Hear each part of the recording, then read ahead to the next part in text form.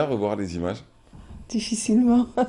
Là, j'ai eu les larmes aux yeux, mais bon, je me suis refoulé tout ça.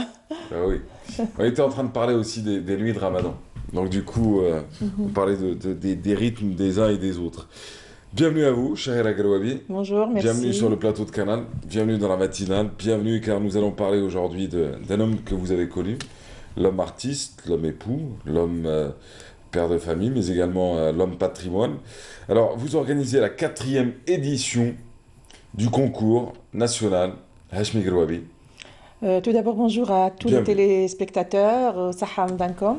Donc oui, le Grand Prix El Hajj Megawabi, c'est un rendez-vous annuel qui est un concours national pour la découverte et la promotion des jeunes talents. Donc c'est annuellement qu'on fait ça pour la mémoire, pour la préservation du patrimoine. Cette année, ça va se dérouler au théâtre Abdelmalek Bouguemoua Habidjaya du 29 mai au 1er juin. Voilà, le théâtre régional de Béjaïa, qui sera d'ailleurs le théâtre de cette nouvelle édition. Alors, il y a eu Alger pendant deux éditions, et puis vous décidez de partir à Annaba pour la troisième. C'était un choix ou c'était parce que vous vouliez faire rapprocher le concours d'un plus grand nombre, ou vouliez-vous, ou y avait-il des problèmes sur Alger? Non, non, du tout. Oui, Donc, les deux éditions, c'était au-delà de nos espérances. C'était une très, très, très grande réussite. ouais, Donc, par la suite, nous avons eu beaucoup de demandes à travers les wilayas pour nous dire que Gawabi, c'est une mémoire collective. c'est C'est tout cela. le monde, voilà, qui veut que cette édition, enfin, que le concours, pourquoi ne pas le faire dans d'autres wilayas? Donc, Annaba, c'était la troisième édition, c'était l'année dernière où c'était vraiment super. C'était 1700 personnes tous les soirs au théâtre. Et puis là, c'est Béjaïa, Béjaïa qui était la ville aussi préférée du maître. C'est des mélomanes, c'est la ville de Sadr Bjawi, c'est la ville de l'Andalou, Haouzi, Chabi. Donc Ouais. voilà, nous avons décidé de nous rapprocher de nos fans à Béjaïa et de ce beau monde là-bas. Je voudrais juste dire que cette manifestation, c'est sous l'égide de Monsieur le ministre de la Culture et le parrainage de Monsieur le Wali de Béjaïa. Ouais. Voilà. Alors, l'événement va se dérouler, donc vous l'avez dit tout à l'heure, au TRB, au Théâtre Régional de Béjaïa. Ça va se dérouler sur plusieurs jours. C'est du 31 mai. C'est du 29 Ah, mai, du 29 mai, pardon. dans 31. 2 jours là, au 1er Je vous ai juin. rajouté deux jours de relâche qui ne sont pas réellement des jours de relâche. Voilà, avec la direction de la culture, le Ouais. théâtre, la PC de Béjaïa. Donc, c'est tout le monde qui s'est mis. Ils sont tous contents de nous voir. Donc, c'est depuis janvier qu'on est en train de préparer cette manifestation aussi. Parce que vous arrivez à Béjaïa avec le concours, mais aussi avec des candidats. Ils seront au nombre de combien? Combien ont été présélectionnés pour cette phase finale? Pour la phase finale, ils seront 18 Ils seront 18. pour 3 jours. Donc, 6 par soirée. Ils auront 10 à 11 minutes devant un jury de qualité. Il y aura Smaïl Henni d'Alger, Touzout de Blida. Il y a Stambouli, Kemal Stambouli de Béjaïa et Khaled Chalel de Mostaganem. Et c'est un jury qui est vraiment professionnel. C'est des chercheurs en musique. Donc, voilà, la sélection, la présélection a été déjà faite depuis le mois de mars. Oui. Donc, nous avons eu beaucoup, beaucoup de candidats qui se sont inscrits des 48 wilayas. Et ça nous a fait vraiment mal au cœur, moi personnellement, d'éliminer certains qui étaient vraiment aussi au top. Bon, mais il fallait faire un Ouais. choix. C'est le jury qui a décidé ainsi. Et ce qui est aussi important, c'est que dans notre concours national, il y a des jeunes filles qui participent et c'est très très rare que dans des concours comme ça, que des filles viennent et se déplacent, que leur famille les laisse. C'est des jeunes filles de 16 ans, 17 ans, 18 ans, voilà, qui se Ouais. déplacent, qui vont venir, voilà, qui nous font confiance, Qui vous font confiance et qui offrent du plaisir surtout au public. surtout. Alors, vous l'avez dit, près d'une vingtaine, 18 pour être plus précis. Alors, 18 candidats, 18 finalistes qui devront convaincre en 11 minutes chacun, durant trois soirées. Que sont devenus les lauréats des trois dernières éditions? Youssef Ben Yerza, Tariq Ayad, Tariq Djoudi, Faisal Bourtache, ils sont sur la scène. Moi, Ouais, je les vois maintenant sur Facebook. Ils ont des soirées, ils ont fait des albums. Nous, notre association culturelle, tiens, quand ils sont primés, nous, on fait le suivi. Donc, on les présente aux directions de culture. Nous, personnellement, on les a emmenés à l'étranger. Ils se sont produits au Cabaret Sauvage, au théâtre, au Centre culturel algérien. Ils se sont présentés en Espagne et à ouais. Marseille. Donc, voilà, c'est tout ça. On fait ce qu'on peut aussi. Ah, Donc, pas- on est juste une association, Mais en tout cas, vous le mais faites bien. porteurs de grands projets. Vous le faites bien et vous le faites sur le terrain. Et quelle est la question que j'aurais dû poser mais que je n'ai pas posée? Quel est le point qu'il faudrait absolument exposer ce matin, Concernant le concours. concernant le festival, concernant l'événement lui-même? Non, c'est juste que nous estimons que nous avons choisi les meilleurs candidats, qu'ils seront là devant le jury, devant le public, et que voilà, et que le meilleur gagne, que c'est juste voilà une compétition, et surtout pour garder le lien, comment dire, c'est la passerelle culturelle entre nos maîtres, notre patrimoine et les jeunes, la nouvelle génération qui sûrement, pourquoi pas plus tard, voir l'association Al-Hachmi Gawabi, les élèves de Al-Hachmi Gawabi se produire au théâtre de Tokyo voilà, pour représenter notre musique chabi. Vous œuvrez d'une certaine manière à la sauvegarde du patrimoine culturel algérien. Je le fais dans un Ouais. premier temps déjà par amour pour C'est- l'artiste, pour l'homme, pour la personne, enfin, voilà, et puis après oui pour notre culture, pour notre patrimoine. Voilà, je fais ce que je peux. Merci Shahira Garouabi. Merci à vous. D'avoir été là ce matin. On vous souhaite bon courage pour BJS. Ça se passe à partir du 29, si je ne me trompe pas. Alors 29, 30, il y a le 31 mai? 30, Ouais. 31 et 1er juin. Je voudrais Voilà. juste ajouter que chaque soirée, il y a des têtes d'affiche qui vont aussi animer les soirées. Chao Abdelkader, Abdelrahman El-Qobbi, Aït Medour Mounia, Mohamed Lamraoui, Hamidou et Boudjma Agabaou qui vont animer nos soirées. Il y a d'autres activités aussi. Il y a, comment dire, une exposition sur El Hachmi Gawabi, sur son parcours artistique. Un rendez-vous à ne pas manquer du 29 au 1er juin prochain, 29 mai, 30 mai, 31 mai et le 1er juin, la grande finale. Ça se passe au TRB avec un jury de luxe, ça vaudrait le dire, hein, de grands artistes, des invités de marque également et un événement qui a le mérite, c'est lui, de se déplacer, de ne pas toujours rester au même endroit, de ne pas être sédentaire, même si bon, les grands festivals aussi peuvent être sédentaires et c'est très bien, mais celui-ci est assez intéressant aussi par le fait qu'il va aussi vers le public et qu'il permet au public C'est une caravane qui se C'est ça. déplace chaque année. qu'il permet au public de vivre un peu, l'univers Hachmi Garouabi. Merci d'avoir été là encore. Merci à vous, merci aux téléspectateurs. En tout cas, c'était un plaisir. Yazid Aïtmah Yeddin, qu'est-ce qu'il nous propose aujourd'hui? Si ce n'est aller à la rencontre de cet événement sur l'évolution du Chabi. Ça se passe avec Abdelmajid Mardassi. On se retrouve juste après. Une rencontre intimiste qui a réuni un universitaire Abdelmajid Mardassi et un spécialiste de la musique chabi Reda Domaz. Une soirée rabadanesque dans laquelle la sociologie de la musique chabi a été abordée par les invités de la librairie d'El-Imen. Progressivement, nos musiques se sont déplacées, bon, ça a mis du temps, se sont déplacées de l'intramuros à la salle de spectacle. Le statut des musiques change, le statut des acteurs change, le statut des échanges change. On n'est plus dans la relation médiate mélomane-musicien, on est dans la relation de spectacle au sens économique et technique du terme. En Algérie, Sidi Gessouma, les soirées du Fondouk, Cheikh Madoui et tant d'autres référents liés à la musique chabi de Constantine, ce qui contribuera à l'écriture d'une partie de notre culture musicale. Le Meddah, en fin de compte, on le rencontrait où? Bien sûr, à l'occasion de quelques circonstances familiales. Zouaj, Tahara, Kada, mais on le rencontrait aussi dans le souk. C'était des colporteurs d'informations. C'est grâce à eux que nous sommes tombés sur des textes. Par exemple, le texte de l'Hadj Abdelkader qui parle de l'entrée des Français en 1830. Parce que le chabi, c'est une musique algérienne.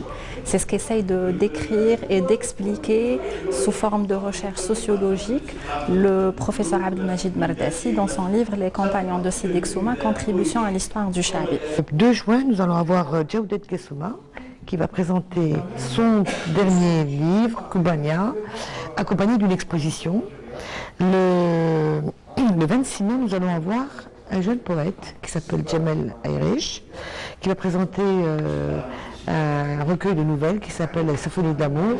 Il y aura aussi Wassine Laretch qui viendra le 6 juin présenter son dernier ouvrage édité qui s'appelle La maison de l'Andalousie. Il y aura Kautar Adimi le 3 juin. Enfin, un intense débat entre initiés a regroupé un public mélomane et connaisseur. Un peu dans la connexion, dans le... Voilà, on exerce aussi. Et on va en parler d'ailleurs ce matin si vous le permettez. Bienvenue à vous, bienvenue sur le plateau. Alors avec nous, comme annoncé ce matin, mesdames, messieurs, celui qui nous fait le plaisir d'être là, c'est Lhloum Mokrani. Alors tout à l'heure j'ai dit un peu n'importe quoi, j'ai dit traiteur. Vous êtes ingénieur en informatique, c'est ça l'essentiel, c'est ça le plus important. Vous travaillez pour une banque, mais vous n'êtes pas là aujourd'hui pour nous parler ni de TIC, ni de banque, ni de chiffres. Vous êtes là pour représenter Assirem. Il s'agit de Lhloum Mokrani. Lhloum, bienvenue. Merci. En tout cas, c'est un plaisir de vous recevoir. Alors aujourd'hui, on va parler d'une opération de solidarité qui a été lancée par votre association, donc l'association Assirem. La solidarité pendant le mois sacré de Ramadan avec la distribution des couffins et de repas tout au long du mois sacré. Ouais. Alors on va peut-être commencer par Assirem. Qu'est-ce qu'Assirem? Voilà, exactement. Donc, Oui. notre association Assirem, déjà, on est au village Gergour de Palestro, wilaya de Bouira. Oui. Assirem, en fait, c'est un mot kabyle qui veut dire espoir. Ouais. Déjà, on a fait toute une réunion pour donner un nom à cette association. On a choisi Espoir parce qu'on avait beaucoup d'espoir à faire beaucoup de bien, à essayer de donner quelque chose de bien dans notre société et participer, bien sûr, dans tout ce qu'on voit humanitaire, charité, et toucher pas mal de domaines. Alors, est-ce que c'est une société sportive, culturelle, scientifique et tout ça? On a choisi qu'elle soit sociale parce que tout ça rentre dans la société. Donc, on peut faire tout. On peut organiser des tournois de football, on peut organiser des fêtes, on peut organiser tout ça, on pourra toucher à tout. Et donc, concernant ce mois de Ramadan, eh ben, le peuple algérien, déjà, il est connu par cette charité, par cette Nder el Khair et tout ce qui s'ensuit. Donc, toujours on fait des réunions, des plans de travail et tout ça. On a pensé à ces couffins de Ramadan. Ouais. Et aussi, après, pour l'Aïd, des vêtements et tout ça. On a aussi pensé aux gens retardataires des ans pour rupture de carême. Ah, ça, on y arrive dans quelques instants. D'accord. Alors, il va nous parler je ne sais pas si vous en avez entendu parler, même la DGSN a installé d'ailleurs quelques petits chapiteaux au niveau des points de contrôle qu'elle a dans toutes les villes. Les points de contrôle, c'est ce qu'on appelle les barrages. Et à l'heure du jeûne, les agents de l'ordre proposent tout simplement aux automobilistes qui sont encore sur la route de s'arrêter et de prendre le temps de déjeuner, de rompre le jeûne, de se reposer un peu avant de reprendre la route. Vous êtes un peu dans cette opération, mais juste avant, moi j'aimerais bien revenir sur l'opération Couffin d'Assirem. Alors l'opération Couffin d'Assirem a-t-elle été... J'allais vous dire a-t-elle été financée? Bien sûr qu'elle a été financée. Mais je veux dire, comment on a fait pour récolter les dons? D'où proviennent les dons qui font partie des couffins? Tout d'abord, cette société, on l'a créée, ça fait 2 mois. Donc, elle est fraîchement créée. Donc, on n'a pas vraiment eu le temps pour organiser, pour bien faire l'opération. Donc, on l'a fait à la va-vite. C'est-à-dire, l'essentiel qu'on fait quelque chose pour ces couffins, pour les familles nécessiteuses. On a commencé, bien sûr, sur nos alentours, oui. nos voisins et tout ça. On a lancé des appels, on a parlé entre nous, déjà oui. Nous on a côtoyé, nous on a essayé de faire quelque chose dans ce sens, et il y a des donateurs, il y a des gens qui ont eu cette information, qui se sont déplacés vers nous, qui nous ont vus, et voilà, et donc toutes les portes sont ouvertes, voilà, dans ce sens. Et aujourd'hui vous relancez l'appel? L'appel pour les dons, pour recevoir plus de dons, pour aller redistribuer? Maintenant, même si ça fait 2 mois que la société a créé, ouais. Donc on est relativement connu. Ouais. Donc déjà, il y a des gens, Association Assirem, qu'est-ce qu'ils font? Font ça, oui, d'accord, très bien. Et ils sont où? Voilà, ça c'est le président, celui-là, c'est d'accord, ok. Allô, oui, bon, en fait, je veux faire ça, oui, bien sûr, Mahbabek, viens nous voir et tout ça. Donc voilà, c'est dans ce sens. Donc c'est une machine bien huilée. Exact. Ouais. Voilà. Vous comptez en distribuer combien des paniers? On n'a fait pour le moment que 10 la première semaine. 10 paniers? D'accord. À Oui, mais c'est des paniers parce que l'alentour, heureusement, alhamdoulilah, il n'y a que des familles qu'on a trouvées nécessiteuses. D'accord. Voilà.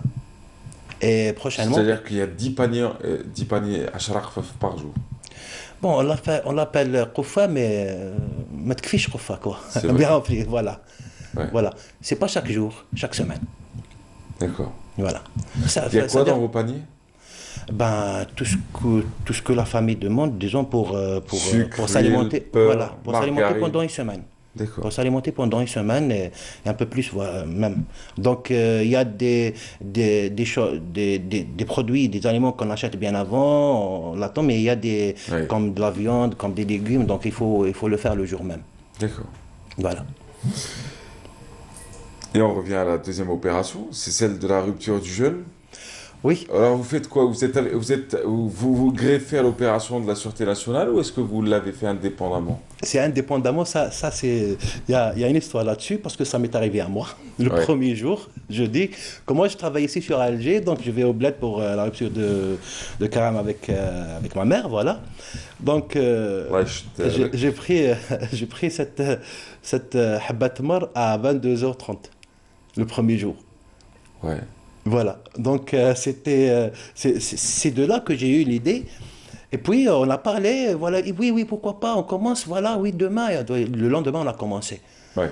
Et puis voilà, ça fait de bien. Ça fait du bien et ça fait du bien de vous entendre en parler aujourd'hui. Et ça nous fait plaisir de voir autant d'actions de solidarité, pas que sur la capitale, mais partout. Et ça, c'est connu, hein, ça, c'est pas aujourd'hui que c'est né.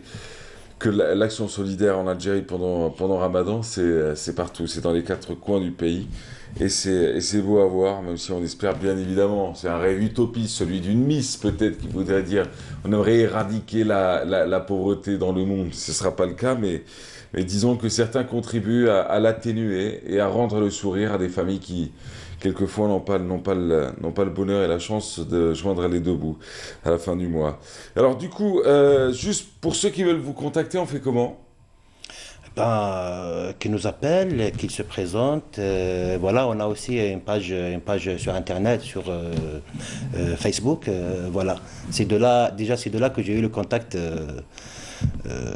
des donateurs et d'autres gens. Grâce à Facebook. Comment? Grâce à Facebook notamment. Facebook, oui. Ouais. Grâce à l'Internet. Grâce à Internet, voilà, exact. en général. Ouais. Merci d'avoir été là. C'est moi qui vous remercie. On a parlé donc de l'opération Couffin, de l'association ACLM. Ouais. On a parlé de l'opération rupture du jeûne sur les routes pour les retardataires, pour ceux qui sont sur de longs trajets, pour les professionnels de la route Exact. qui doivent s'arrêter absolument pour se reposer, Ouais. pour s'hydrater, manger un peu et puis reprendre la route. Et puis peut-être que vous avez oublié un point où tout va bien. On a aussi, allez-y. on essaye de s'organiser aussi pour faire, c'est toujours dans la charité, pour Ouais. faire les vêtements de jour de l'Aïd et après l'entrée scolaire. Donc c'est par occasion, par événement qu'on s'organise à faire ceci. Et voilà, donc bon courage à nous. Bon courage à vous, ouais, il vous en faudra, surtout que vous avez Exact. tous des jobs en parallèle. Exact, voilà. Et que vous le faites bénévolement. Merci en tout cas d'avoir été parmi nous. Mokrani Lahlou, c'était un plaisir de vous recevoir ce matin. Tout le plaisir est pour moi. On vous souhaite du succès, beaucoup de succès avec l'opération Meïda de l'association Asylum. Et puis on vous souhaite bonne chance aussi avec l'autre opération qui est Ouais. bien évidemment sur le terrain. Merci beaucoup. Allez, quant à nous, camarades, on se retrouvera là aussi dans quelques instants avec d'autres invités sur ce plateau. Hafida Ansel. Alors, Hafida Ansel, vous le savez, c'est notre spécialiste des questions liées à la grossesse. Hier, c'était la grossesse et le jeûne. Aujourd'hui, quelle sera sa thématique? Vous allez le découvrir avec elle. On va en parler. Femme enceinte et le Ramadan, c'est d'ailleurs sa série. Nous retrouvons également sur ce même plateau Isabelle Gillier, représentante du cirque Armal, l'ex-cirque Armal bien évidemment. Et puis on finit avec l'équipe du dimanche. Et nous, on va du côté du cirque, si je ne me trompe pas, on va faire une balade au niveau du cirque. Et puis on se retrouve juste après. C'est parti. Tout au long du mois sacré, la salle El Mougar sera animée par des concerts de chants algériens, particulièrement Cha'bi et Andalou.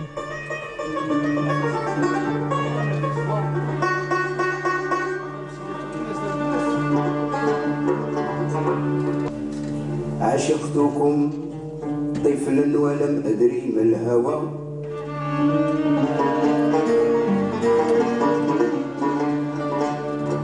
عشقتكم طفلا ولم أدري ما الهوى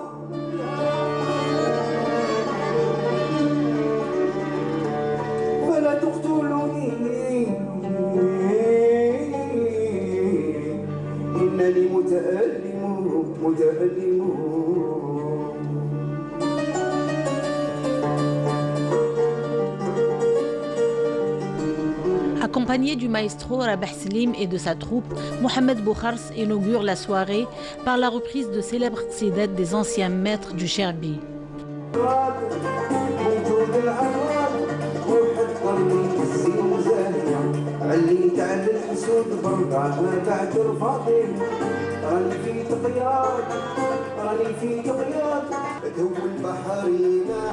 Grâce à sa thématique, sa structuration et surtout ses belles interprétations, la chanson Cha'bi algéroise s'est bien imposée comme genre musical national.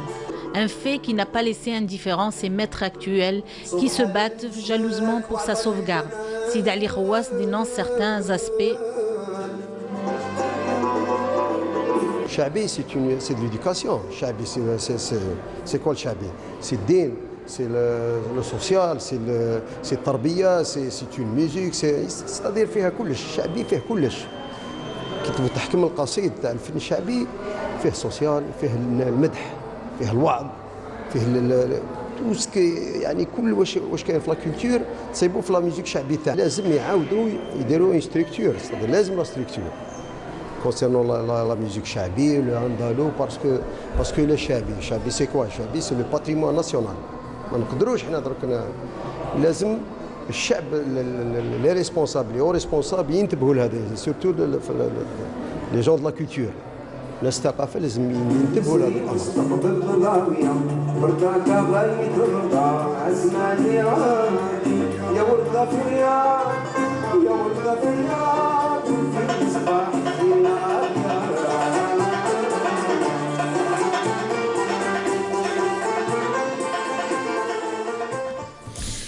Voilà, c'était plutôt les soirées Cha'bi à la salle El Mougar avec l'Office national de la culture et de l'information. Et ce reportage était signé Leila Benaïcha. Et ce matin, on va parler, si ça vous dit, du cirque Amal. Alors, je disais tout à l'heure le retour, mais en fin de compte, vous n'avez jamais vraiment quitté l'Algérie depuis 2012. Non. Bon, il y a eu la grande absence, très très longtemps. Aucun cirque n'a mis les pieds en Algérie depuis... Pendant 25 ans. Oui, durant plus de 25 années, effectivement. Et puis là, depuis quelques années, vous avez été le premier. El Florilegio. Cirque Amar. Cirque Amar. Ça garde le même nom là, actuellement? Oui, ça s'appelle toujours Cirque Amar. El Florilegio. Je pense que oui, il y a des gens qui nous appellent encore El Florilegio, mais beaucoup de gens nous appellent quand même Cirque Amar. Parce que d'abord, c'est plus facile à prononcer. Hein. Et c'est une fierté pour eux aussi. C'est histoire de se rappeler un peu le fameux Cirque Amal qui existait ici. Exactement. Et qui a été l'un des cirques les plus attendus, les plus demandés en Europe, hein, quoi que l'on dise. Alors du coup, vous n'êtes pas seul aujourd'hui. Ah oui, la famille du cirque. On dit la famille, on ne dit pas les amis, on ne dit pas les copains, on ne dit pas les collègues. Paulo Antonio, bonjour. Bonjour. Bienvenue à vous. Merci. Hier, finale de Champions League, pas un seul Italien sur... Enfin si, peut-être des Italiens sur le terrain, mais pas de club italien. Pas triste? Ça arrive. Ouais. Coupe du Monde sans Italie, ça vous dérange pas? Vous êtes italien? Oui, je suis italien. Ah d'accord, parce que ça aurait été bête, au bout de 2 minutes. Monsieur... Je comprends pas. Toi es gentil, mais moi espagnol. Antonio, ça peut passer, Espagne. C'est vrai en plus. Oui, beaucoup de monde croit que je suis espagnol. Moi, j'ai directement cru que vous étiez italien. Directement vu. Tant mieux. Vous êtes l'animateur. Oui, je suis l'animateur. De l'ensemble du chapiteau. Oui. Hein. Oui. Ah, c'est un métier, ça. C'est un métier, oui, vous avez dit bien. Et en plus, je fais aussi un numéro avec des poneys, des chevaux. Oui, c'est ça, j'allais vous dire, vous êtes animateur artiste. Oui, animateur artiste. Et dans ce spectacle, je suis aussi le méchant du spectacle. Ah ouais. Mon rôle, c'est plutôt le présentateur, oui, mais aussi dans le même temps, le méchant du spectacle, tout le long du spectacle. Animateur, artiste... Et méchant. Et homme le plus détesté de tout le spectacle, c'est un peu ça. Hein. Oui, mais à la fin, ça termine tout avec une grande rigolade avec le public. Ah bah oui. Bienvenue chez vous. Bienvenue ici. Merci. Je ne vais pas vous apprendre le métier, vous le connaissez maintenant. Non, bah, ça fait combien d'années que vous le faites? De 88, 30 ans. 30 ans. 30 ans avec votre compagnie? Oui. Antonio, je crois que c'est le plus ancien. Je suis le plus vieux dans le cirque. Oui. Ça doit être quelque chose quand même. Pardon? Ça doit être quelque chose. Bah, tout le monde désormais me connaît. Bah oui. À force, à force d'être ici en Algérie, mais même en Europe, ouais. Je suis connu. Vous êtes l'homme sage du village, quoi, c'est ça? Sage? Je suis même pas sage avec moi. Et j'adore. Il y a le mec qui te dit en direct, moi je suis un problème pour moi-même déjà, tu sais. J'assume. Bon, bah c'est très bien, bienvenue. Bienvenue. C'est moins beau qu'un chapiteau de théâtre ici, j'avoue. Non, mais ça n'a mais pas bon, d'importance. on fait avec ce qu'on a. Bien sûr. Ouais. Et quelquefois la magie, il faut la créer avec les mots. Tout ce qui passe le bon Dieu, on le prend. C'est ça. Ouais. Isabelle Gilly, vous représentez le cirque Amar, le cirque El Florilejo. Officiellement, il s'appelle comment votre cirque? Cirque Amar. Cirque Amar en Algérie, nous sommes toujours sous l'appellation Cirque Amar et la société qui organise le cirque, qui est une société de droit algérien, s'appelle Cirque Amar. D'accord. Voilà. Qui n'a jamais changé. Voilà. Comment va l'équipe? L'équipe va bien, avec beaucoup de nouveautés cette année. Notamment, on a introduit quelque chose, je pense que pour parler mieux que moi, Antonio, mais on a un orchestre en live maintenant, avec des musiciens algériens. Ça, c'est vraiment une bombe, parce que c'est vraiment une nouveauté. Ils accompagnent les numéros, ils sont au service des numéros du cirque, mais ça donne une ambiance supplémentaire, hein. Je crois que c'est un plus. Et puis ce qui est intéressant, c'est une collaboration avec des musiciens algériens qui n'avaient jamais travaillé dans le cirque. C'est vrai, en plus. Oui, c'est vrai. Vous recevez combien de monde à chaque fois? Vous savez, c'est variable. Une tournée de cirque, c'est pas mathématique, hein. Là, cette année, ça a du mal un peu à démarrer à Blida. C'est que d'habitude, on monte à Alger. C'était presque une tradition. C'est même une tradition pour le mois sacré du Ramadan. Et je profite de votre antenne pour lancer un petit appel au pouvoir public pour nous trouver un emplacement, puisqu'on n'a pas pu monter cette année, faute de trouver un emplacement sur Alger. Alors, l'expérience Blida doit être belle, ça c'est sûr. Oui, Blida, on connaît, on a fait plusieurs fois, on est content d'être à Blida, ils nous ont accueillis très très gentiment. Mais vous dites, pour nous, on commence par la capitale, on rentre pas dans une maison par sa fenêtre. Ah oui, ni par la chambre d'amis, ni par la chambre à coucher, on rentre on rentre. Chez nous, on rentre de toute façon. Le plus important, c'est de rentrer, mais on aime bien rentrer par la porte, quoi. Oui, puis je crois que vous savez, le cirque, on crée finalement des traditions. Quand on vient chaque année pendant le mois sacré, on le sent, il y a beaucoup d'Algérois qui regrettent qu'on n'ait pas pu venir parce qu'ils avaient l'habitude, c'était traditionnel de venir pendant le Ramadan, après l'Iftar, assister au spectacle. En plus, là, c'est un nouveau spectacle parce que chaque année, on change. Bah oui. Alors là, on a plein de nouveautés qu'Antonio pourra expliquer, mais du coup, je pense que ça frustre un petit peu peut-être aussi nos fidèles, en tout cas, le public qui est fidèle à Cirque Amar. Alors, parlez-nous un peu de Antonio. Cette année, on a... Vous réfléchissez à quoi, Antonio? Bon, moi, je pense toujours au spectacle. Ah, toujours? Il est dans la tête. Tranquille. Vous êtes marié, en fait? Non. Un cœur à prendre. Jamais. Je pensais qu'on se mariait entre nous au cirque. Lui, non, il y a beaucoup, il y a beaucoup de gens de cirque. J'ai une fille, en espérant cette année d'y arriver au mariage, mais bon, il faut attendre un peu. Antonio, pas de problème, je suis là pour régler le problème. Racontez-moi, avant d'aller vers le spectacle, c'est-à-dire vous connaissez une fille depuis combien d'années? Ça fait déjà 6 ans. D'accord. C'est une fille de Oran. Oui. Vous êtes amoureux, vous échangez, et puis vous attendez juste non, que... moi je l'aime beaucoup. C'est une fille... qui vous correspond. Oui. Ben voilà, c'est dit, c'est très bien. Antonio Polo, on va croiser les doigts pour vous et pour cette fille. Merci beaucoup. Pour cette jeune femme. En espérant qu'elle prenne en face sa décision. C'est fou les femmes, vous avez vu comment c'est? C'est affreux, hein.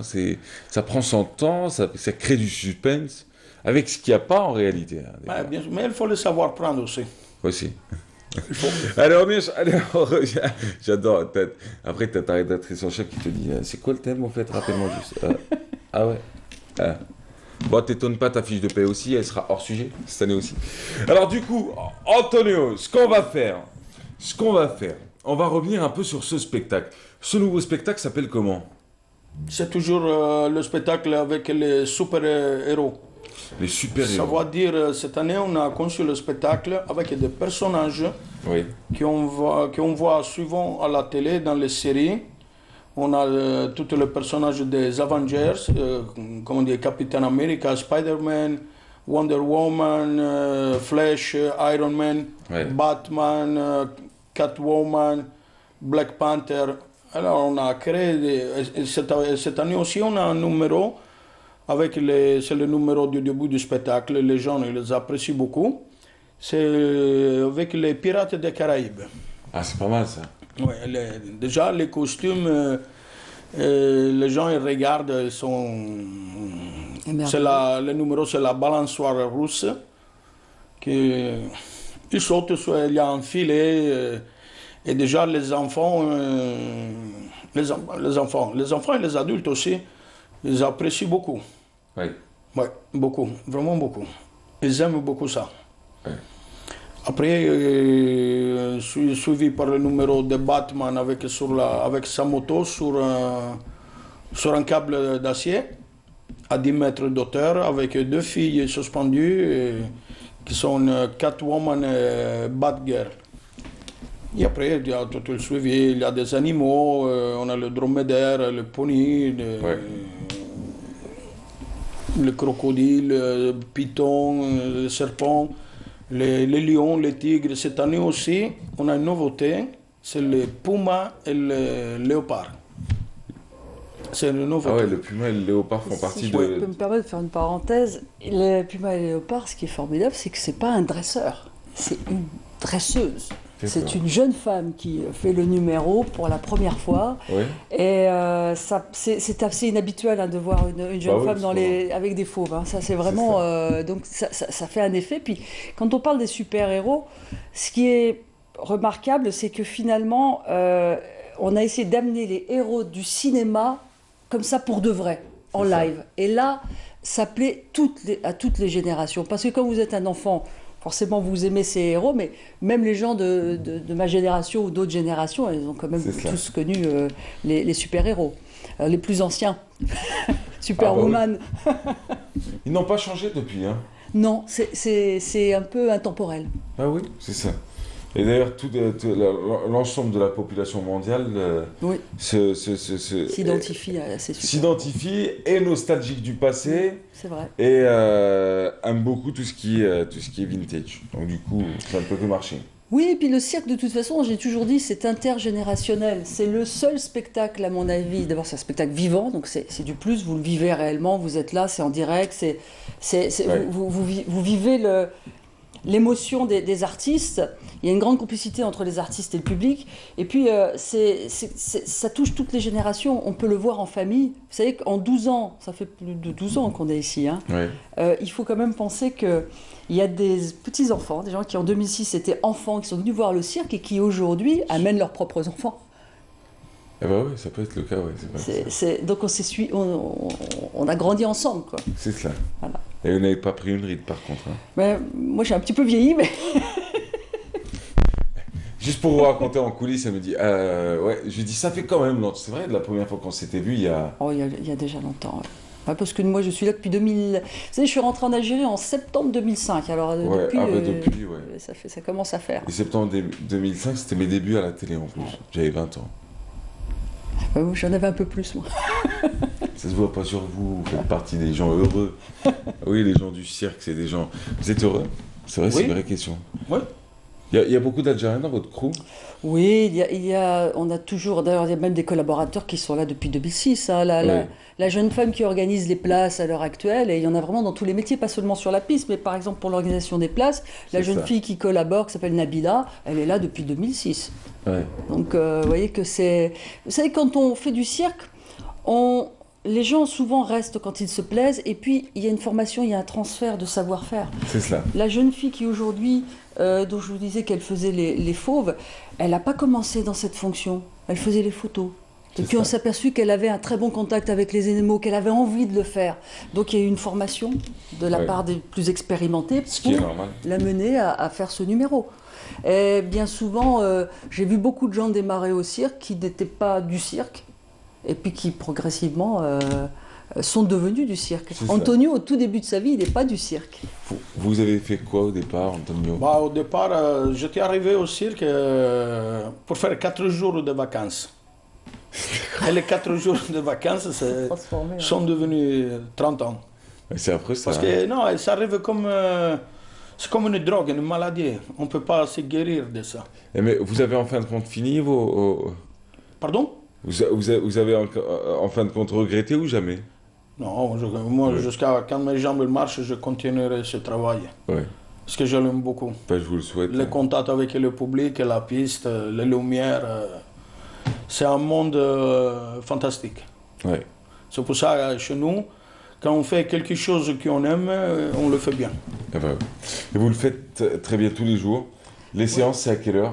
Bon, vous l'avez dit, ça commence à Blida, c'est peut-être timide au départ, mais forcément ça va cartonner au bout d'un moment. Il faut encourager le public à venir, donc c'est tous les soirs après le ftour à 22h30, ouais. Et puis donc jusqu'à la fin du ramadan, puis après la fin du ramadan, je voudrais préciser qu'on va à Tipaza pour la première fois. Ça c'est une des rares wilayas qu'on n'avait jamais visitées, ouais. Et là on va le découvrir, on va la découvrir, voilà.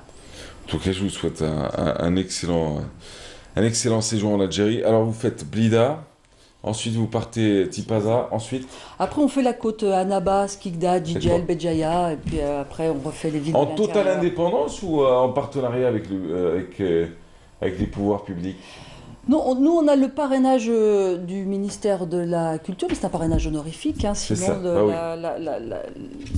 nous, on a toujours eu la chance, je pense, en Algérie, d'être bien accueillis par les pouvoirs publics et d'être quand même soutenus, aidés. Je crois qu'il y a eu une volonté de favoriser cet art qui était finalement absent depuis 25 ans quand on est arrivé, puis les Algériens se le sont réappropriés. Et on peut dire que le cirque Amar, c'est vraiment devenu le cirque des Algériens. Hein. D'ailleurs, vous savez, quand il nous arrive de partir, ça nous arrive de temps en temps de partir en tournée à l'étranger.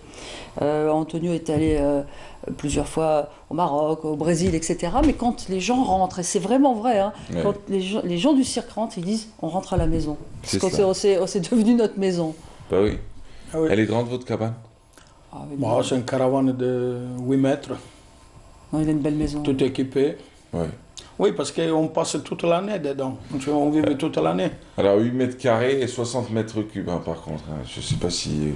Non, c'est 8 mètres longue et 2 mètres 50 de largeur. C'est ça. Chambre séparée, toilette séparée, salon séparé. Ah, donc vous êtes tranquille, quoi. Oui, tranquille. Vous êtes tranquille. Quand on est dans le cirque, même animateur ou dresseur ou artiste ou figurant si vous le souhaitez, ou logisticien ou technicien, c'est combien d'heures de travail par jour? Ça dépend. Chez nous, les horaires, ça compte pas beaucoup. Ouais. On sait qu'on commence pendant les horaires normales, quand il n'y a pas le ramadan, à 8 h jusqu'à midi, après de l'après-midi de 14 h jusqu'à 16 h, 17 h, comme ça, parce qu'après, on a une heure de pause pour se préparer. Parce qu'une heure avant le spectacle, on a toute la salle, la salle et l'entrée, elle doit être au 100%. Quel est selon vous le conseil idéal pour un jeune homme, une jeune femme qui souhaiterait rejoindre la famille du cirque? Quelle est la première chose que vous pourriez partager avec ces personnes-là qui nous regardent? Partager, comme on dit, avec la famille. Chez nous, par exemple, si moi j'ai envie d'aller voir ma famille, bon, c'est pas que je peux aller toutes les semaines, parce que ma famille, par exemple, elle est en France. Ouais. Alors, moi je suis, peut-être c'est pas correct, ni de le penser, ni de le faire, mais moi je pense un peu plus à moi, plus à ce travail qu'à la famille. Ouais. Mais je suis en contact avec ma famille 24 heures sur 24. C'est cela. C'est pas qui... C'est pas parce que vous êtes hyper pris dans votre job et hyper pris dans cette aventure du cirque Amar que vous oubliez les vôtres et que... Ah non, pas du tout. Oui. Non. Au contraire. Au contraire. Alors du coup, je sais qu'il y a quelques années, vous aviez rencontré un jeune, il a fini en dresseur, je crois qu'il s'occupait des crocodiles par la suite. Oui, alors lui, je peux dire n'importe quoi, mais je sais que vous avez... et d'ailleurs vous l'avez dit tout à l'heure, hein, je sais que vous avez pris des jeunes de la société, vous les avez formés, vous en avez fait des membres de votre équipe, mais il y en avait un, je sais qu'il a fini en dresseur. Oui, et je crois qu'il est parti, il me semble que lui maintenant il est à ou à Dubaï ou quelque chose comme ça, dans les pays du Golfe. On a eu aussi un très bon clown qui travaille en Turquie. Les gens s'exportent après, hein, parce qu'il y en a qui veulent vivre d'autres aventures, d'autres expériences, c'est légitime. Donc nous, on essaye de garder les gens, mais on a toujours un réservoir. L'année dernière, on avait un numéro avec un jeune de Tiaret. Quand on peut intégrer un artiste algérien, on le fait avec plaisir. Quand on découvre un talent, on essaye de l'amener à aller jusqu'à un numéro. Et comme je vous disais, il y a l'orchestre, on n'a pas peut-être assez parlé, mais l'orchestre, c'est vraiment des musiciens qui sont super bons, des musiciens algériens qui font cette expérience d'accompagner un spectacle. C'est quand même... C'est quelque chose. Hein. C'est quelque chose. On n'est pas dans un concert, ils accompagnent le spectacle, il faut qu'il y ait une complicité entre eux, le public et les artistes. Et ça, je pense qu'ils sont en train ils ont déjà énormément progressé depuis qu'ils travaillent avec nous. Oui, beaucoup. Et les gens sont contents parce que ça donne du plus, ça donne une ambiance live supplémentaire, quoi. Et puis ils sont fiers de voir des compatriotes pouvoir travailler avec des professionnels du cirque aussi. Oui, non. C'est pas des métiers qu'on a connus depuis plusieurs décennies. Mais nous, on en a vraiment formé, je dis toujours, on en a formé dans tous les métiers. On a formé pas seulement sur la piste. C'est cela. On a des gens dans l'équipe de direction, on a des gens dans les personnels d'accueil, on a des gens dans les personnels techniques, on a des gens sur la piste. Et ça, je pense qu'effectivement, en 12 ans, il y a quand même un certain nombre de gens qui sont devenus des véritables professionnels du cirque. Hein. C'est vrai. Alors du coup, juste les dernières petites questions logistiques. Ablida, les séances, c'est à quelle heure? 22h30. 22h30, une seule par jour?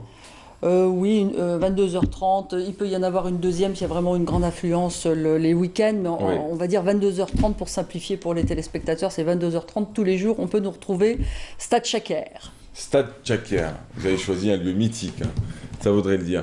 Antonio, tu fais les pâtes dans ta chambre? Ah, bien sûr. Je suis un bon cuisinier aussi. Ouais. Toi, une cuisinière dans ta chambre? Non. Parce que ma femme, dangereux, quand il a le temps de venir passer le week-end ou une semaine, et après il repart au travail. Alors, vous avez compris que quand il dit ma femme, c'est parce qu'il risque de se marier. C'est une façon de dire italienne. C'est une façon de dire italienne. Ah oui. Quand on est fiancé, c'est toujours ma femme, même si on n'est pas marié. Ils sont possessifs. Oui, c'est ça. En Italie, on pense comme ça. Oui.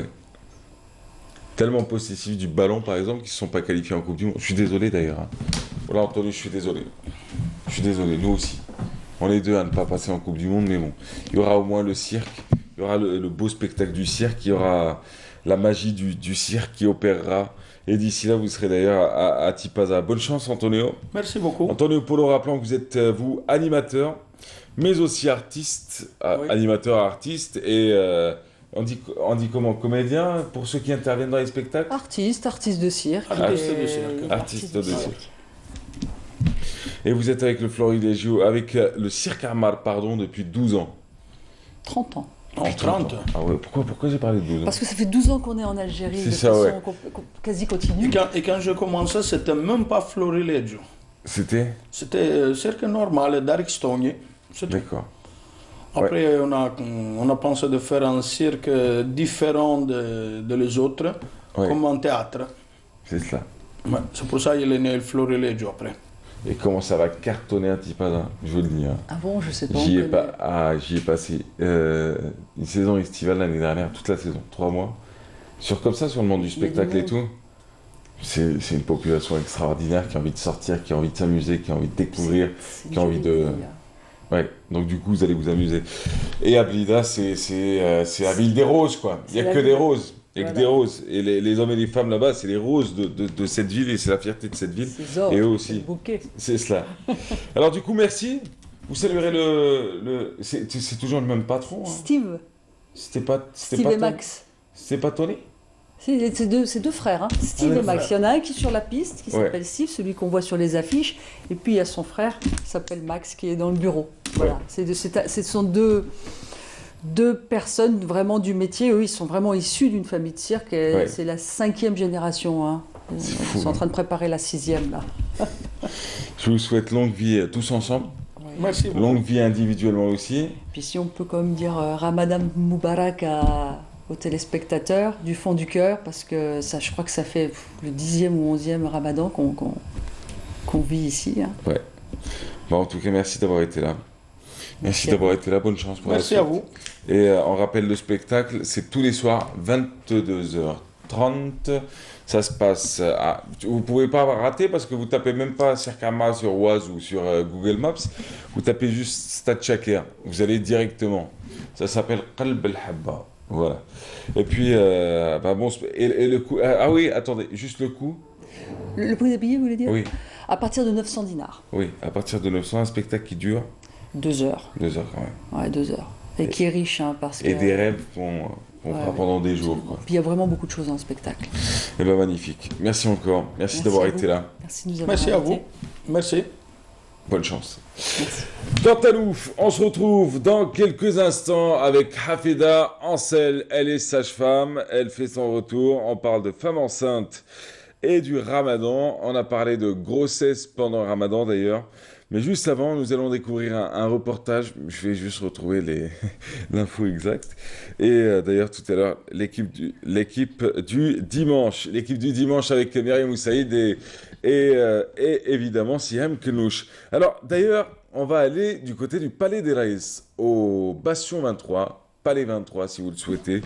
Au Palais des Raïs, c'est Sabrina Khlifi qui nous fait visiter, qui nous fait découvrir des lieux peut-être qu'on ne connaissait pas, et des personnes surtout qui sauront nous en parler. Allons-y, Sabrina Khlifi.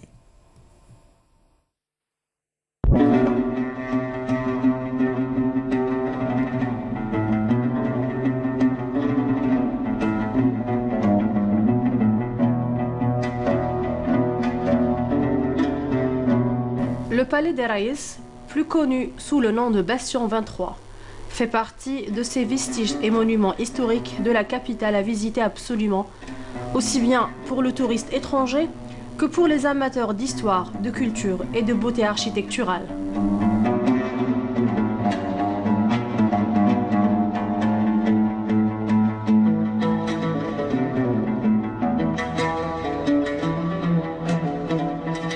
L'ensemble occupe une surface de 4000 m². Il est composé de 3 palais, palais 18, palais 23 et le palais 17, ainsi que 6 petites maisons appelées maisons des pêcheurs.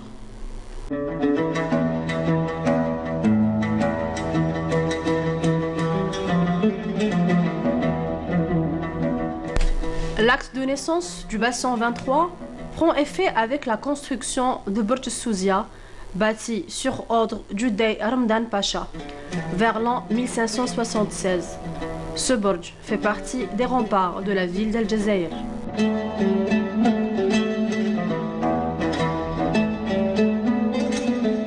Cette partie de la ville assurait à l'époque un rôle purement stratégique et militaire.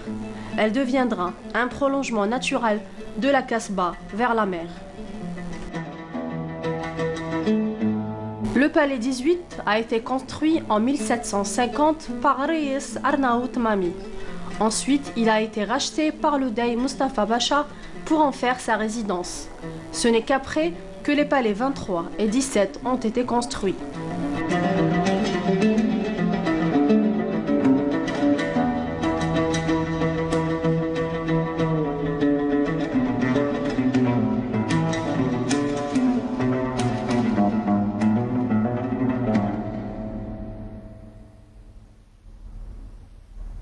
Après 1830, il sera occupé par le commandant du génie civil.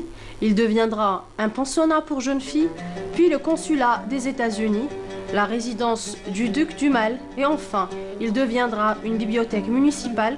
Il sera ensuite pillé avant d'être restauré.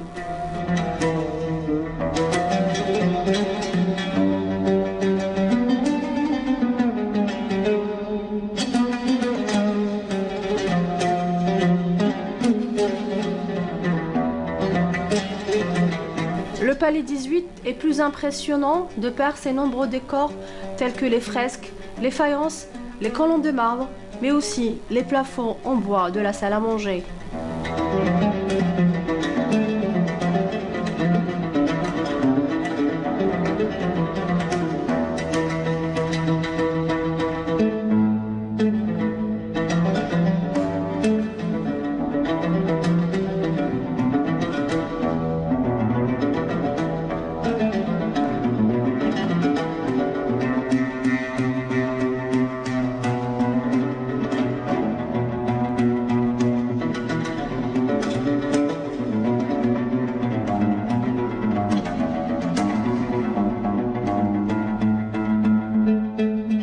Les palais 17 et 23 étaient à l'époque ottomane occupés par des domestiques.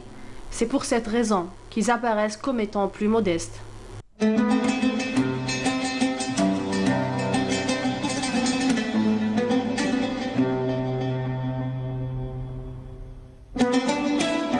En 1992, le palais des Raïs a été classé en tant que monument historique au patrimoine mondial de l'UNESCO.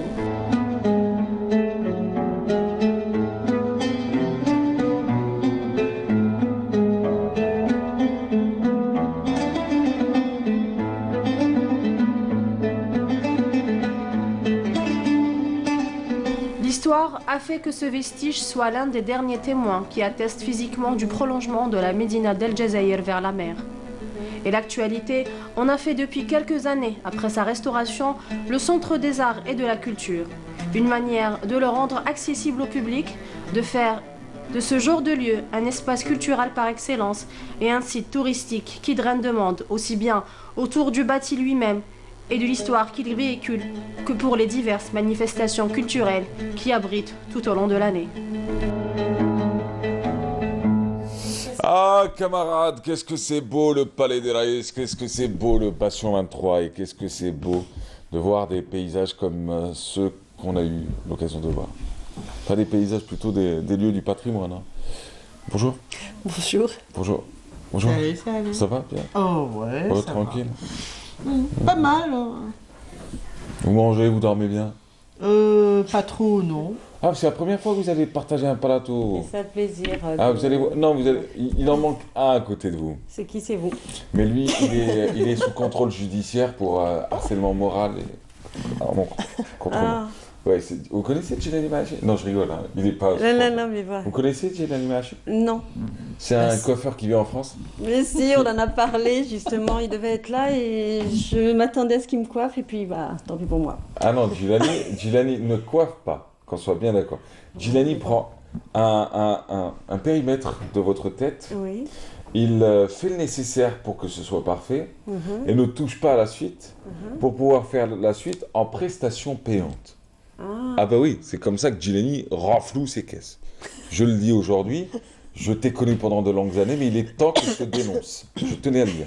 Non mais alors, bienvenue à vous, mesdames. Bienvenue à vous.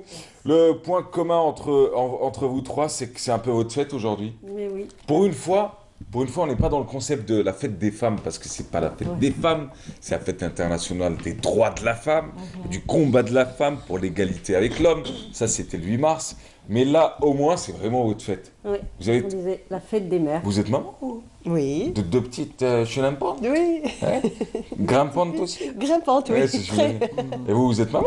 Bah, après, là, oui. D'un jeune garçon qui va passer le bac? Non, je parle du bac, il n'y aura pas deux au bac. Non, il y a le premier qui passe le bac. Oui, Inch'Allah. Ouais. Voilà, et le deuxième qui est? En troisième année, il n'a que 9 ans. Oui, tranquille. Un petit bout de chou. Oui, c'est pas un problème. Lui, c'est révise en regardant la télé. Et vous êtes la maman de combien? De 3, donc de 2 filles que j'embrasse parce que je les ai laissées derrière moi et un garçon. D'accord. Pas très bien. Et puis on embrasse nos mamans quand même. Ouais, bien sûr. Alors. Allez-y, dites à vous sur les mains. Ah oui, alors. Temps, bah oui, non, c'est important parce que sans elle, on ne serait pas là. Donc moi, j'embrasse très très fort ma maman et puis je lui dis bonne fête et à toutes les mamans que je connais aussi parce que. Elle est où? À Paris. Elle est à Paris. Voilà, superbe les roses en plus. Ouais. Et vraiment toutes les mamans que je connais. Et puis une maman aussi, si ça vous gêne pas, j'ai rencontré sa sœur à l'aéroport. Elle s'appelle Karima. Elle a des soucis de santé assez graves. Bon, je vais pas pleurer parce que je suis très sensible. Je lui souhaite vraiment de se rétablir, ne serait-ce que pour ses enfants. Donc voilà, je ne la connais pas cette dame, mais j'en ai de la chair de poule. Ouais, son histoire vous a touché. Beaucoup. Inch'Allah. Prompt rétablissement cette dame. Ouais. Bah, je profite de l'occasion. Je suis sensible aussi. Hein. Vous êtes sensible en Wi-Fi, vous. Oui, elle a eu la pudeur de ne pas étaler la vie de la dame en question. Elle a juste souhaité un propre rétablissement. Et vous pleurez alors que vous ne connaissez pas. Ah, c'est-à-dire que... Je pleure encore quand je regarde les dessins animés. Alors, tu vois, pour te dire à quel point ma sensibilité, voilà. Ouais, c'est ça. Non, c'est surtout quand on est maman, on ressent la chose beaucoup plus en profondeur. C'est vrai qu'on a une espèce d'éveil. J'ai juste croisé sa sœur, mais je lui souhaite vraiment, vraiment de belles choses et Inch'Allah qu'elle reste là pour ses enfants. Voilà, et elle se reconnaîtra. Ouais. Et à toutes les mamans, bien sûr. Inch'Allah, toutes les mamans, oui. Là, ça va être votre tour dans quelques instants. Je profite aussi de l'occasion, moi, pour embrasser ma maman. Je lui dis que je l'aime beaucoup. Merci pour tout ce qu'elle a fait, voilà. Donc, et pour toutes les mamans du monde aussi, surtout. Ouais. C'est bien qu'une maman se rappelle qu'elle est aussi la fille d'une autre maman. Ouais. C'est assez particulier. Nous, on ne se rappelle pas qu'on est les enfants de nos pères. Ah ouais. Non, parce que vous n'assumez pas les enfants, parce qu'un enfant dit souvent maman, maman, maman, c'est pas vrai? Oui. Non, mais c'est le côté méchant de la pièce, en fait. Les papas, c'est plus les gentils, les gars. Alors là, nous, pas dans mon éducation. Pas dans notre éducation. Je sais pas pour vous, nous, non.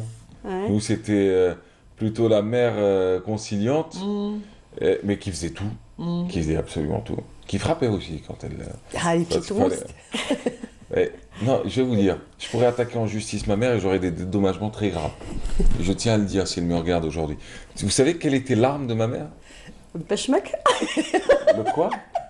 On appelait ça. Vous savez, la savate, là, je sais qu'il y en a qui balançaient la savate. Ah ouais, non, ça c'est rien. Ou un martinet. Vous, c'était ça? Non, moi non, ma maman, sincèrement, je... Non, c'est pas grave, c'est des anecdotes, après. Elle a fait... C'est maman, faites-nous des hommes. Je dis, on n'a ni tombé dans la drogue, ni de l'autre côté de la barrière pour tous. C'est ça le truc. Alors du coup, vous? Il y avait de tout, la claquette, une bonne petite claque. Non, ça c'était léger.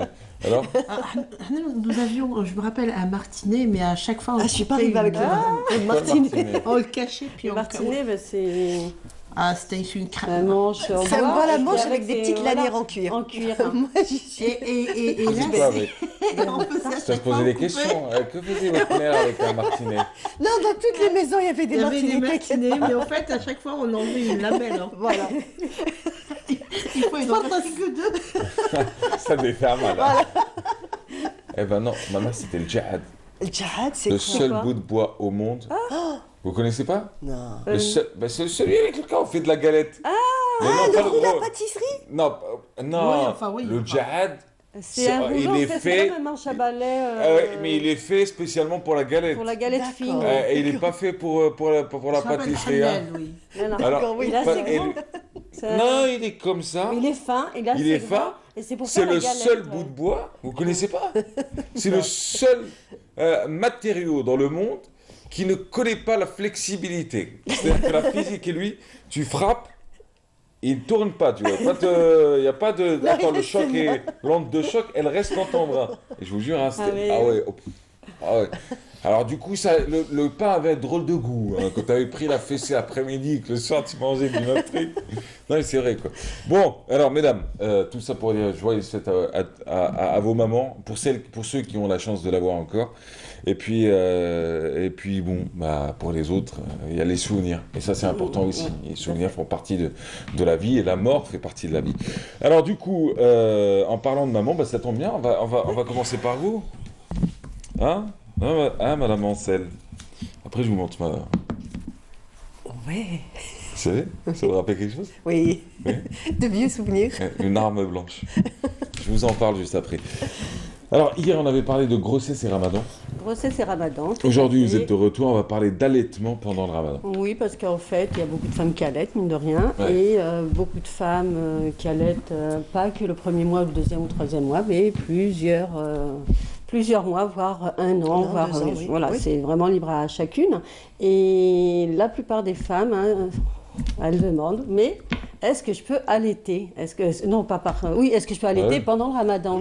Et en fait, c'est déjà une histoire personnelle, ça dépend de plein de choses, quoi. Ça dépend de plusieurs facteurs. Le premier facteur, c'est déjà, si c'est le premier mois, de toute façon, on a après l'accouchement, si on allait, hein, vous l'avez eu, mesdames, on a les lochis. Quand on a les lochis, ce sont les premiers saignements, les lochis, oui. Donc, c'est simplement les saignements. Si, c'est important. C'est important. Il faut que vous appreniez ça, mais c'est parce que vous êtes un homme que vous ne deviez pas connaître tout ça. Je suis désolée. Futur papa. Bah oui, on ne sait jamais. Bah oui. Donc, ce qu'il faut savoir, c'est que quand vous avez c'est des petits saignements et les femmes souvent vous appellent en consultation en disant est-ce que je peux, bon les femmes musulmanes puisque c'est le ramadan en ce moment, est-ce que je fais le ramadan, pas le ramadan? Bon alors mesdames, c'est vrai que dans le fond de la culotte s'il y a une petite tache, hein, c'est pas la fin du monde. Ouais. Pardon.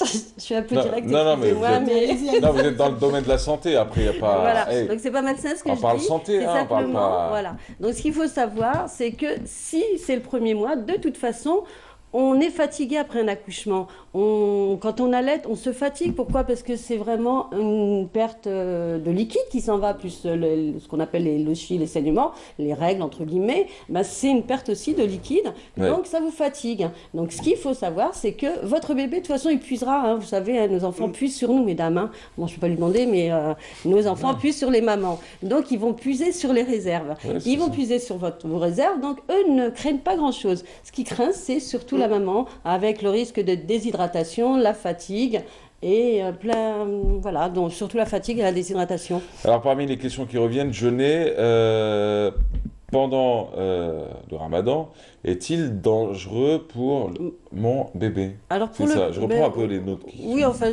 voilà, j'ai fait. Ce que je suis en train de dire, c'est que ce n'est pas grave pour votre bébé. Quoi. Si vous jeûnez, ce n'est pas grave pour votre bébé. Ça ne changera rien. Alors encore une fois, ça dépend, parce qu'il y a des femmes qui jeûnent alors qu'elles ne devraient pas jeûner, et d'autres qui ne jeûnent pas. Mais ça, c'est propre à chacun, je ne suis pas en train de juger. Hein, qui ne jeûnent pas alors que l'enfant, il n'a que la tétée du soir. Un enfant d'1 an qui prend une fois le sein, il n'y a pas d'impact. Donc c'est leur conscience et ce qu'elles veulent faire.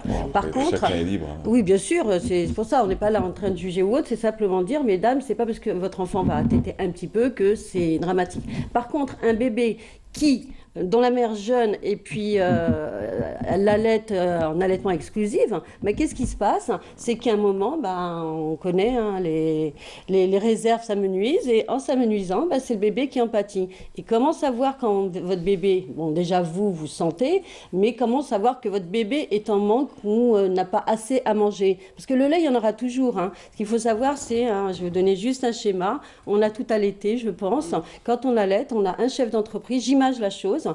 C'est votre bébé, vous avez votre sein qui est l'usine à lait, et vous avez surtout la commande, parce que c'est pas un stockage, il y a surtout la commande qui fait que bébé, quand il commence à téter, il stimule, rien qu'en faisant, bon ça c'est le bout de sein, il va stimuler, et c'est ça qui va dire à votre post-hypophyse, déclenche la prolactine. La prolactine, c'est quoi? C'est l'hormone de l'allaitement. Donc ça va éjecter ce lait. Alors ce lait-là, hein, il faut savoir que si votre bébé mange bien, il va manger normalement. Mais attention, parce que ce qu'il faut savoir, c'est que quand un bébé mange, vous suivez tous là, ça va? Donc quand un bébé mange, il faut qu'il mange, je vais encore donner une image, hein, c'est un repas complet. Hier, je parlais des 3 repas pour le ramadan en disant... J'ai essayé hier soir. Mais je vous donnerai d'autres choses parce que j'ai pas mal de choses. C'est dur. Mais parce que vous n'êtes pas habitués. Donc on va continuer, sinon on va encore partir de l'autre côté. Et donc ce qu'il faut savoir, c'est ma spécialité. Je sais. Donc, ce qu'il faut savoir, c'est que votre bébé, il a un repas complet. Hein, si vous lui donnez un petit peu là et un petit peu là, c'est comme si vous lui donnez un apéritif sucré, un apéritif sans alcool, bien sûr. Hein. Donc, après, je vais me faire jeter par la télé, moi. C'est ma façon de parler. On n'avait pas relevé jusqu'à ce que vous... Moi, je me relève toute seule. Jusqu'à ce que vous tiriez une balle dans le pied. Je ne me tire pas de balle dans le pied, c'est pour dire aux gens que je suis quelqu'un de direct et que je ne peux pas me changer. Mais et madame, que voilà. Madame. Oui, cher monsieur. Un bout de pain, un peu de fromage et un verre de hamoud balam. Bref, c'est un apéritif. Ce n'est pas forcément ça. Dans le... Si, ça peut... C'est chaque pays a ses traditions. Non, c'est pas ça, c'est pour dire que bon, j'ai une façon de parler qui peut choquer certains, mais vous inquiétez pas, je suis pas en train de vous dire. C'est simplement, on va reprendre que votre enfant, quand il va manger, et ça c'est très très important, je vais encore donner une image, parce que quand on regardera sa couche, c'est important de savoir s'il est en manque ou pas, s'il est en danger ou pas, c'est pour répondre à notre question. Vous allez voir que votre bébé, il va prendre, au début, ça va être de l'eau, on va dire, de l'eau sucrée, après ça va être une salade, et j'insiste sur la salade laitue, et à la fin, ce sont les graisses. Donc si vous êtes en manque, vous ne vous nourrissez pas assez et vous avez des réserves qui se sont amenuisées, ben, votre bébé, ben, qu'est-ce qu'il va faire? Eh ben, il ne va pas avoir de graisse, donc il va réclamer à chaque fois. Donc il va réclamer plus souvent. Sachant que l'allaitement maternel, il faut compter 1h30, 2 heures parce que ça se digère plus facilement et le bébé aura plus faim. Donc comment vous allez voir ça? Ben, il va vous réclamer plus souvent, il sera un peu plus irritable. Alors la déshydratation, elle vient qu'à la fin si vous laissez tout passer. Par contre, ce qu'il faut savoir, c'est que quand vous ouvrez sa couche, eh ben, un bébé qui mange, eh ben, il va faire pipi. Si la couche n'est pas mouillée, ben, qu'est-ce qui se passe? C'est qu'il y a un manque, voilà. Mais il n'y a pas que ça. Il y a aussi le côté, quand il fait caca, un bébé qui est allaité au sein, normalement, c'est quoi? Sa couleur, c'est jaune d'or. Pourquoi? Parce que les grumeaux, là, c'est pas Nestlé. J'ai mis encore une marque. Je ne suis non, mais allez-y, tranquille. Hein. Du lait en poudre, allez. Du lait en poudre, excusez-moi. Qu'est-ce qui se passe? Le pire, c'est que si au moins vous étiez sponsorisé, genre on se serait dit, bon, c'est une ambassadrice de la marque. Mais non, c'est même pas le cas. Sur ce coup-là, c'est pas le cas. Quoi. Donc on va terminer que votre bébé, quand vous ouvrez la couche, donc il faut qu'il ait au moins un pipi et surtout. Et la couche de la marque de. Non, surtout pas. Donc ce qui se passe, c'est que quand vous ouvrez la couche, hein, votre bébé, eh ben, quand il mange bien, eh ben, c'est jaune d'or, c'est vraiment jaune d'or. Et surtout des micelles de graisse. Ces micelles de graisse, eh bien, c'est qu'il a très très bien mangé. Si votre enfant n'a pas été jusque-là, eh bien, ça sera un peu, quand je vous parle de la salade, au milieu du repas, mais qu'est-ce qui se passe? C'est que ça sera couleur vert laitue. Donc si vous avez ça, ben, c'est vous inquiéter en vous disant je vais quand même compléter mon enfant. Ça, c'est quand les enfants sont exclusivement au sein. D'accord? D'accord. C'est la première dame au monde qui, quand elle parle du caca, te dit ça devient doré, quoi. C'est doré, c'est beau. T'as envie d'en avoir un dans les mains, là, maintenant. Ah, c'est mignon. Mais j'ai des parents qui me le montrent en disant mais c'est quoi ça? Alors je leur explique, c'est pour ça que j'ai fait la gaffe avec le lait tout à l'heure. Mais c'est pas grave. C'est simplement quand les gens pensent qu'ils ont du lait, qu'ils n'ont qu'à secouer et qu'ils ont un qu'à donner au bébé. Non, c'est vraiment un système vraiment bien enclenché. Est-ce dangereux pour moi d'allaiter pendant Ramadan? Pour moi femme, moi maman. Alors vous, Merzouka, non. Non. Donc ce qu'il faut savoir, c'est que c'est pas dangereux en soi, sauf si on est quand même assez responsable. Donc si on est responsable, si on a des signes, le premier signe, c'est la déshydratation, encore une fois, ce vide. Si vous trouvez que vous ne vous sentez pas bien, eh ben, qu'est-ce que vous faites? Vous rompez le jeûne. Et puis si ça continue, ben, il faut quand même aller consulter, parce que la déshydratation, on peut rappeler les signes quand même? Oui. Donc les signes de la déshydratation, c'est quoi? C'est les maux de tête, ça peut être des nausées, ça peut être des vomissements, c'est une fatigue intense. Votre corps est en train de dire au secours, tout simplement. Si je jeûne ma 10e... Ah, c'est production. Le X0. C'est ma façon de... C'est la production, le produit en mathématiques. On apprend tous les jours. Moi, j'ai fait les mathématiques en arabe. Nous-mêmes, Aflaton, il était étonné de voir les cahiers. Hein, vous pouvez nous expliquer comment vous étiez dans l'éducation? Oui. Quand ils faisaient leurs réunions, c'était normal? Quand ils faisaient des traductions un peu... Je n'étais pas à ce niveau-là. D'accord, ben heureusement, j'ai envie de dire. Sinon, ce serait jamais entendu, puisque je pourrais vous raconter des anecdotes. Si je jeûne, ma production, en plus c'est plus logique, parce que je me disais mon 10e, ma production de lait est-elle suffisante? Alors, mesdames, vous aurez toujours assez de lait. Encore une fois, votre chef d'entreprise va puiser dans l'usine va dire à la commande travail. Donc après, encore une fois, ça va s'amenuiser, simplement, ça va diminuer si vous ne vous alimentez pas normalement, vous avez des carences, ou voilà. Donc la production de lait ne sera pas touchée. Il y a simplement ce côté graisse qui, quand vous êtes en carence, diminuera tout simplement. Donc voilà. Mon bébé est-il affecté par le changement de mon lait? Alors non, pourquoi? Parce que le lait, ce sera toujours le même. Au début, c'est de la flotte, on va dire. Après, c'est un peu plus concentré. Et après, c'est vraiment les graisses. Donc votre bébé n'aura pas de changement. C'est vous qui sentirez les premiers signes de... On finit avec la dernière question. Tout rapidement, conseil pratique.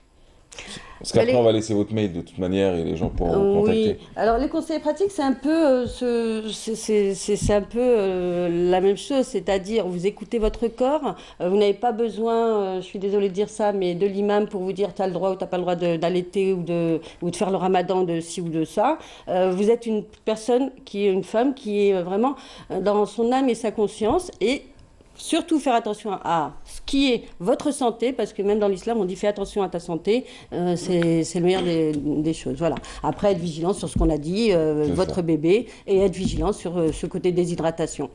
Mais voilà. Donc, ce que je voulais, juste un petit... je peux juste finir? C'est quoi les boules que vous avez dans les mains? Ah, j'adore. Alors, je ne vais pas vous dire à quoi vous pensez, parce qu'en fait, on parle de l'estomac, on parle d'alimentation.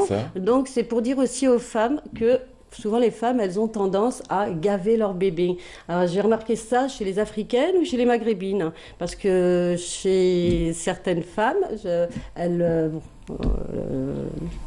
certaines femmes, on va dire, eh ben, elles ont leur quantité de lait, on leur dit ça, elles n'iront pas rajouter si on leur dit pas. Alors que la maghrébine ou l'africaine, elles ont tendance à mettre au sein et elles disent il n'a pas assez, donc je rajoute un biberon. Je voudrais simplement leur dire que au début, c'est vrai qu'on n'a que du colostrum. Vous savez ce qu'est le colostrum? Oui, bien sûr, vous m'avez expliqué. Ah, d'accord. Donc, c'est le premier lait. Hein, vous l'avez eu, tout le monde l'a eu en étant allaité. Et ce colostrum, c'est très très peu, en fait. Très riche, certes, mais très très peu. Et votre bébé, la Dame Nature est bien faite. Et là, c'est pour vous montrer que votre bébé, son estomac est en conséquence. C'est-à-dire que l'estomac d'un bébé de 1 ou 2 jours, il est, à terme, il est à peine de cette taille-là? Oui, une cerise, en fait. Une cerise. Après, après, il y a l'entre-deux, le deuxième, troisième jour, c'est comme une petite noix. Après, vous avez comme une balle de ping-pong vers le 5e jour. Alors ça, c'est au-delà de 5 jours. Voilà. Et plus il grandit, plus son estomac grandit pour devenir à l'âge adulte, comme notre estomac, même si c'est pas un rond, c'est à peu près la capacité d'un pamplemousse. Voilà, votre mail va s'afficher dans quelques instants. Vous voulez lui poser des questions, avoir plus d'informations, revenir sur un point, débattre sur une question. N'hésitez pas. C'est quoi votre adresse? Alors, c'est sagefemme.afida@gmail.com. Afida avec un H ou sans H? Hafida. Toun, avec un H. J'ai bien le toun. C'est les cours d'arabe qui me sont restés. Non, mais Hafida Toun. Non, c'est Hafida. Alors, c'est sagefemme.afida avec HAFIDA @gmail.com. Merci beaucoup. Allez, on va parler des plantes et des fleurs. Que se passe-t-il? Aujourd'hui, vous avez choisi Zaria. Oui, je vous ai ramené la graine de lin. Ouais. Tout simplement parce que... J'adore.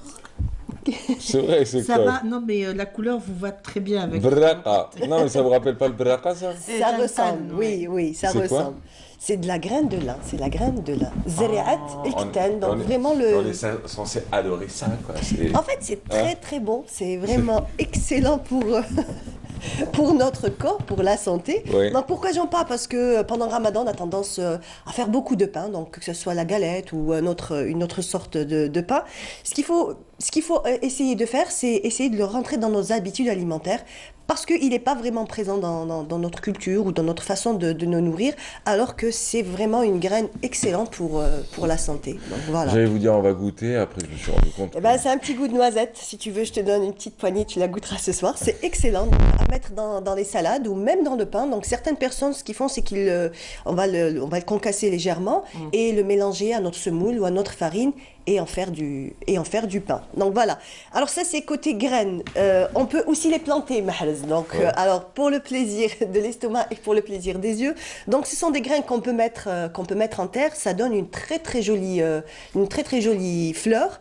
Et donc voilà, donc ça a énormément de vertus. Donc il faut savoir que c'est une graine qui est riche en gras, mais en fait du bon gras, voilà, du bon gras. Beaucoup de protéines aussi, donc ça peut remplacer un œuf, on va dire un œuf au plat, donc une petite quantité. Oui. Et voilà, donc beaucoup de vitamines, donc de la vitamine A, de la vitamine B, beaucoup de fibres surtout, donc c'est excellent pour le transit intestinal. Donc zariat el-Ktan ou la graine de lin.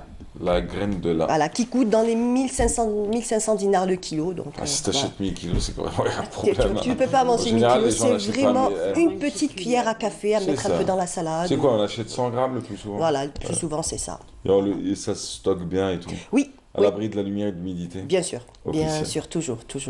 D'accord. Vous en prenez, vous? Oui, assez souvent, ouais. C'est qui vous l'a présenté la première fois? Qui c'est qui me l'a... La chab. Quand je faisais mon marché, oui. Ah, donc il s'arrête, il dit bon, allez. Ouais, je demande quand c'est quelque chose que je connais pas, je demande c'est quoi. Aujourd'hui, je voudrais te montrer ça, si c'est pas. Ouais, sérieux, ils sont comme ça, oui. Et en plus, ils sont vraiment bien renseignés. Bah c'est oui, vraiment, c'est leur job. Ouais, voilà. Ouais, c'est très bien ça, c'est très bien. Voilà pour aujourd'hui. Eh ben super, madame. Sa chronique, elle est aussi maigre que ce qu'on a mangé depuis ce matin. On n'a rien mangé, quoi. Bah, ça hâte, alors. Non, mais sérieusement.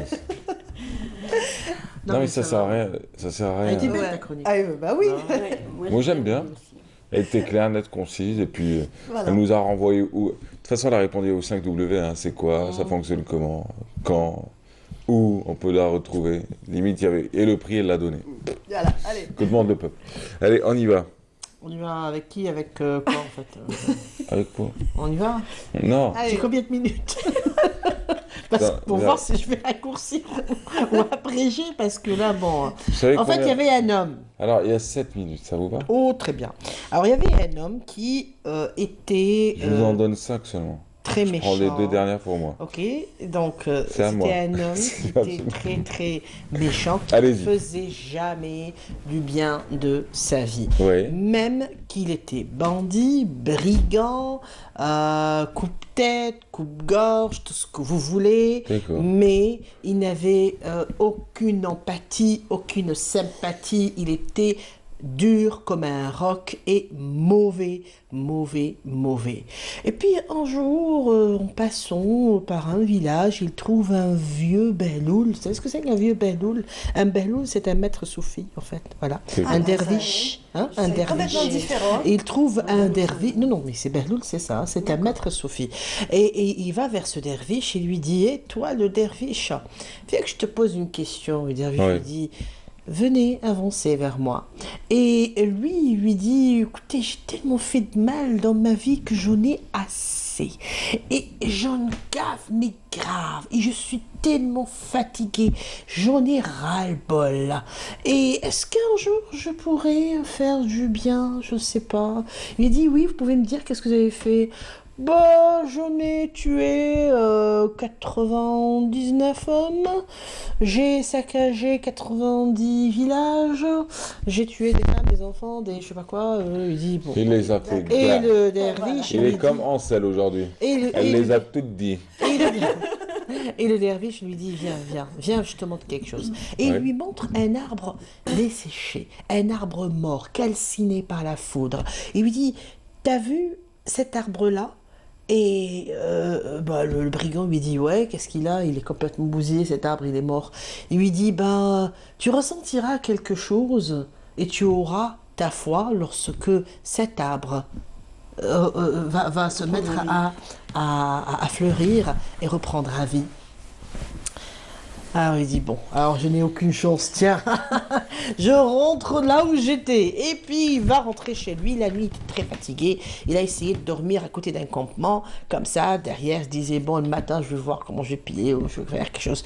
Mais la nuit il a entendu des enfants pleurer. Et ces pleurs-là l'ont interpellé, il a suivi le bruit. Et là, il rentre sous une petite tente, il trouve une maman en train de faire cuire des pierres et les enfants pleuraient parce qu'ils avaient faim. Et là, tout ce qu'il avait sur lui, sa galette, sa boisson, son eau, il l'offre à la dame et puis il va pleurer tous les larmes de son corps. Il va pleurer et pleurer et pleurer et pleurer. Et vous savez le lendemain ce qui s'est passé? L'arbre a fleuri. Voilà, c'est tout. C'est trop beau. Non, l'ibra, on va pas t'en dire. C'est la seule chronique où elle me fait des cours de soutien après. Merci madame. Mais je vous en prie. On se retrouve bientôt. Et c'est super les contes. Ah, elle, ouais. Non, mais j'adore les contes en général parce que c'est franchement. Et ils sont pas nombreux pour les contes ici en Algérie. Pourtant, c'est dommage parce que c'est vraiment ce qu'on disait tout à l'heure. Tradition, hein. Les contes, c'était une tradition. Oui, tout à fait. Merci à vous, mesdames. Merci beaucoup. Nous tenons juste à saluer une dernière fois quelqu'un qui vient tout juste de nous quitter. Il s'agit du réalisateur, producteur Rachid Diguer, qui était un habitué des plateaux, un ami de la matinale, un ami de l'émission. Alors, c'est un brave monsieur, un grand monsieur d'ailleurs, qui s'est éteint vendredi à l'âge de 65 ans. C'est le réalisateur de la Balle de la Dignité. Vous m'excuserez parce que je voudrais quand même restituer le texte tel qu'il a été écrit et permettre la compréhension totale de tout ce que je vais dire. Donc, il a été le réalisateur de la Balle de la Dignité, à son actif plusieurs films dont il était le directeur de production. On peut citer notamment Fleur de Lotus, El Manara, La montagne de Baya, mais aussi Machahou, ça voudrait le dire. Rachid Diguer était un amoureux de la nature. Il a planté plusieurs arbres dans son quartier, qui est un quartier en plus populaire, hein, qui est la cité Malkia, mais aussi à Del Ibrahim, parce que par la suite il s'était installé là-bas. Rachid Diguer était père d'un garçon et de 3 filles, et puis Allah yarhamik Rachid. Merci à vous tous, au revoir, à bientôt.